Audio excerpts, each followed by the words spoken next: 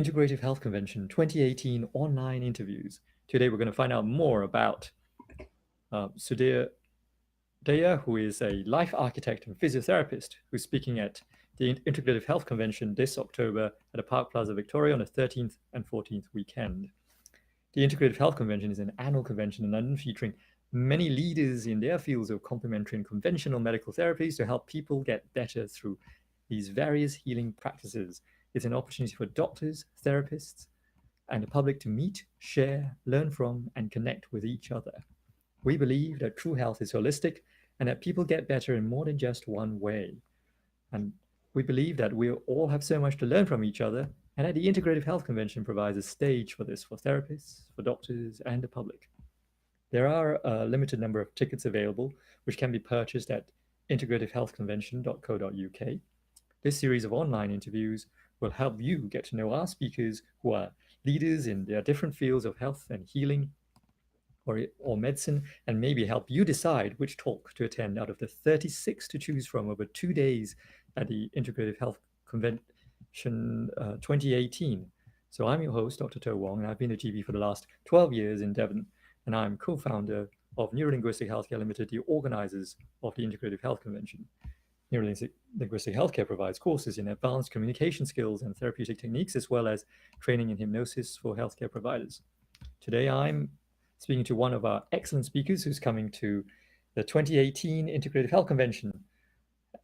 As I said, it's at the Park Plaza Victoria in London, to share with you what he knows and to tell us a little bit more about who he is and what he does and what to expect from his talk at the convention. This is Sudhir Daya, who's a life architect, mentor, coach, supervisor, trainer, chartered physiotherapist, acupuncturist, yoga teacher, clinical hypnotherapist, Pilates teacher, ergonomics consultant, and behavior change consultant. Now, that's a mouthful. He runs courses at, he's a founder of some Physio MCST, which supports mind body work practitioners by providing mentoring, coaching, and clinical supervision, as well as training. And I'll put his links below. He can be found at www.sudhirdaya.com, www.integratedh.com, and www.physiomcsd.com. Right. Hi, Sudhir. Hi. Should we begin by letting our audience know a little bit more about yourself? Maybe what I didn't cover. Okay, well, thanks for having me, To. And thanks for the introduction. I'm Sudhir Daya, and I am a life architect and physiotherapist, among all the other things that To's mentioned that I do. So as a life architect, I empower people to design and construct the life they want to live, and hence I specialize in life vision and enhancement. And as a chartered physiotherapist, I'm founder and director of Integrated Health. And I believe in a holistic, multidisciplinary approach to health. And my training and practice reflect this belief. So I graduated as a chartered physiotherapist from the University of Cape Town in South Africa. And I then completed training in acupuncture, Chinese medicine, Ayurveda, as well as ergonomics, as I provide workstation assessments to keep office warriors healthy at work. I'm a firm believer in the re-education of healthy movement patterns, and I've trained and explored in various movement styles and schools of movement, including dance, gymnastics, circus, and martial arts. I think as a practitioner, I really appreciate the mind-body interaction, and I think with my knowledge and experience in the physical aspects of health, I decided to supplement my training in the mental aspect of health. So I qualified as a transformational life coach and clinical hypnotherapist, and I found these are very useful adjuncts in helping clients to get to the real cause and driver of their physical symptoms, as well as curbing unhelpful thought and behavior patterns. And I'm currently studying a master's in behavior change to scale up the work I do on an individual basis, either to organizations, charities, and government. Because I'm really interested in why don't we do the things that we know are helpful to us, and why do we do the things that we know aren't helpful to us? Mm. So, dear, what does exactly does what you do in therapy involve these days? So, as a physiotherapist, I specialize in musculoskeletal conditions. So, that's kind of everyday aches and pains, sports injuries. I have a particular interest in performing arts, so circus, dance, musicians, as well as stress management and persistent pain. So, my clients can range from someone with a simple ankle sprain all the way to someone who has had persistent pain for years. And I think it's in the latter client, the client who's been suffering with persistent pain for years, that I merge in all my different skills, knowledge, and training. And especially looking at the latest research around pain and why we hurt. And it's useful in this scenario to explore with clients what is the life they really want to live and how do they get back to that and how can we empower them on that journey. So, in this aspect, I think we have the merger of the physical and mental, and we really look at these deep existential questions that are showing up in the person's life via potentially the physical body. Wow, real integrative health approach. Mm. So, I'm curious, Sudhir, what brings someone to be interested in their field of health, of healing? Can you tell me how you got interested in what you do and the story behind how you got started and doing what you're doing now? Yeah, so I come from a medical family. My dad was a consultant surgeon, and my mom was a physiotherapist.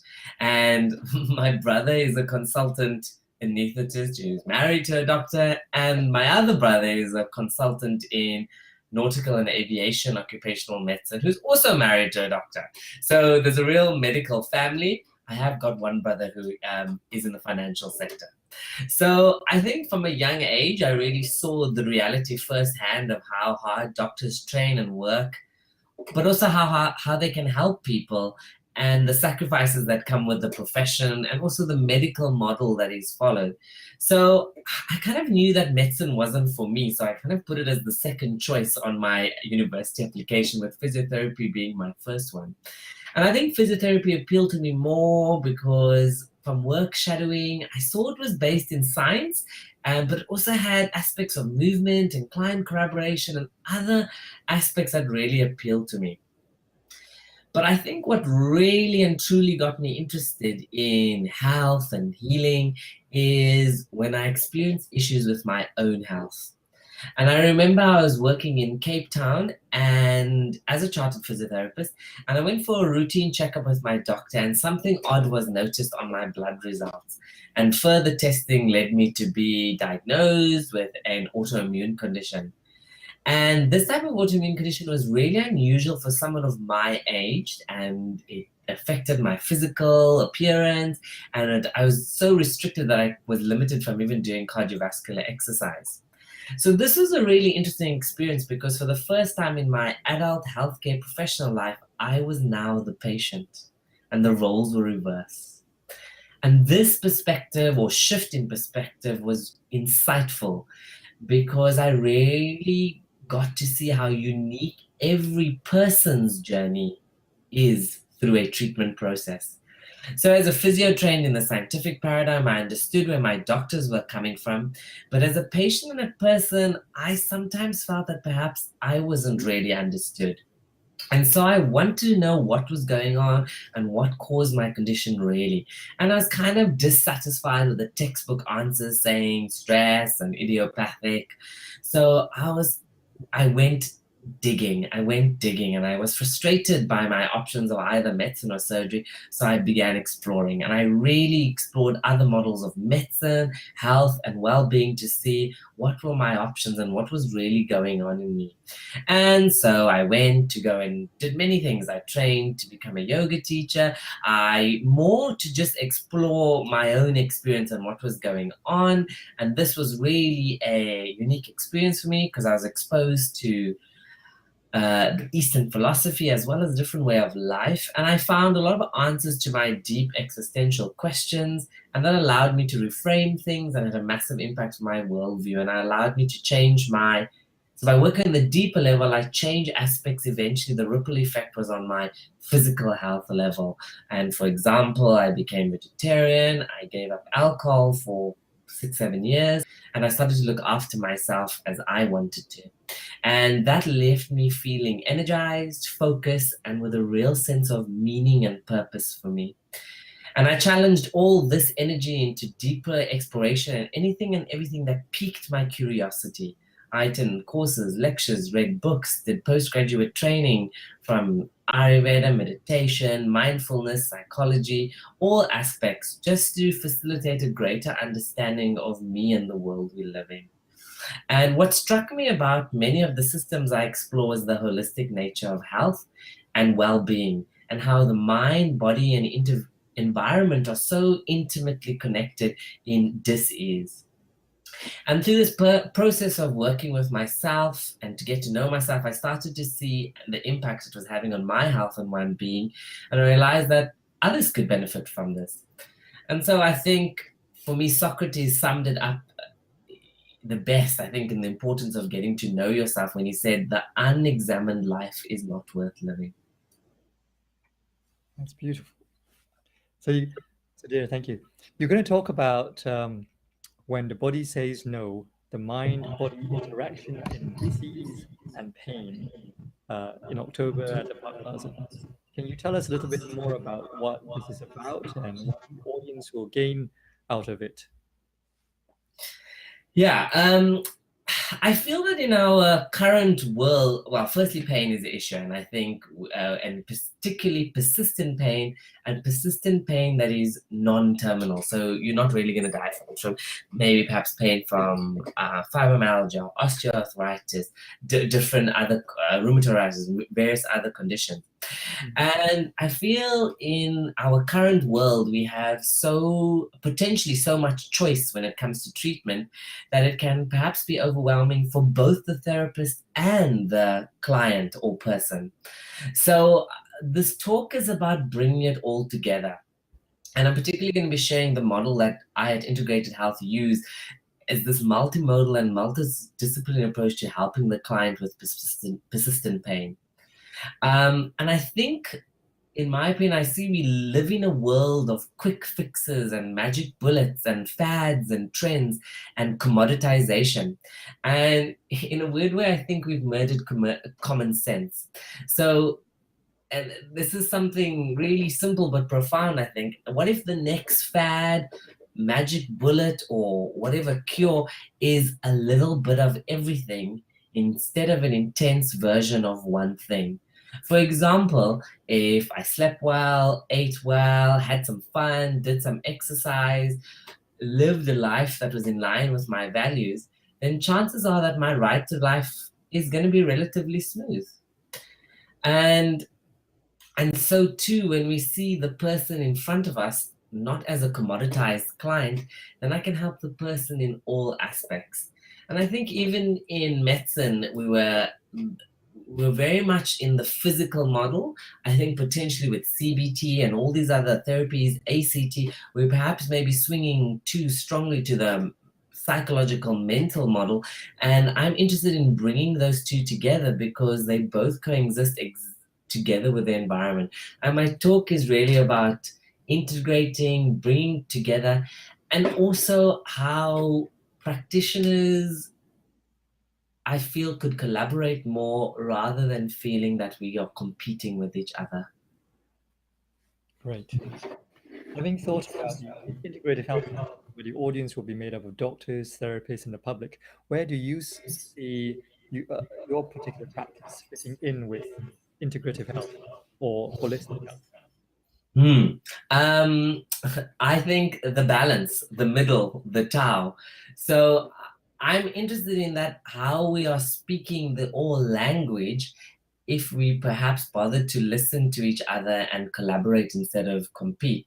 So I feel we have the polarities of Western medicine with the gold standard of a double-blind randomized controlled trial, and potentially the other extreme of complementary Eastern therapies, if you want to think of that dichotomous way. And also it's like ideologically represented by geography, this West-East divide. And I think there's really a spectrum. And I think we potentially get stuck in our model and get protective of our model when really the patient then has to fit our model instead of why don't we fit the patient's model? How do they see the world? How do they see their problem? What do they believe will help them? And I think we are talking similar languages. I think, for example, in Western medicine, we have the autonomic nervous system with its sub-branches of the parasympathetic and sympathetic. In Chinese medicine, that could be seen as yin and yang. In yoga, it could be seen as ha and ta, Idla and Pingala, or Ida and Pingala, and it goes on and on. So I think I'm keen to look for similarities and collaborations rather than divisions. And I think through my process of getting to know myself and furthering my education, I found myself where I had an expanded worldview, more tools in my toolbox to help people, but I felt boxed in by my job title of physiotherapist. As did that title completely say what I did and how I worked and how I believed in, and what are people's perception of a physio, an acupuncturist, and yoga teacher. So I guess that's why I started making, and I realized I was reacting to the roles that were defined for me by the outside world, and I had inherited and chose to impose. So I decided to break free of those pre-established roles and create my own job title. And I wanted a job title that was encompassing and reflective of the work I do, and hence I created the Life Architect to reflect the bigger, more holistic, and perhaps deeper way of helping clients. Great. I like that title too. So I'm asking one particular extra question today. As a therapist or a teacher with years of experience, what do you think in particular is the key to healing in what you do? So it's looking for something personal as to what you do that you think makes a difference. I think it's a layered question. And for me, I think it's got to do around trust and safety. There's aspects of it. So there's been some research. I can't remember if it's by Bishop et al. And I think it was perhaps in the acupuncture domain where they did some qualitative research with patients, and they were asking clients, what are they looking for? And patients or clients are asking themselves two questions really when they come to see someone. One, can I trust this person? I.e., do I feel safe? And that's a really interesting word, safe, because it has word synonyms of security, not vulnerable, not threatened.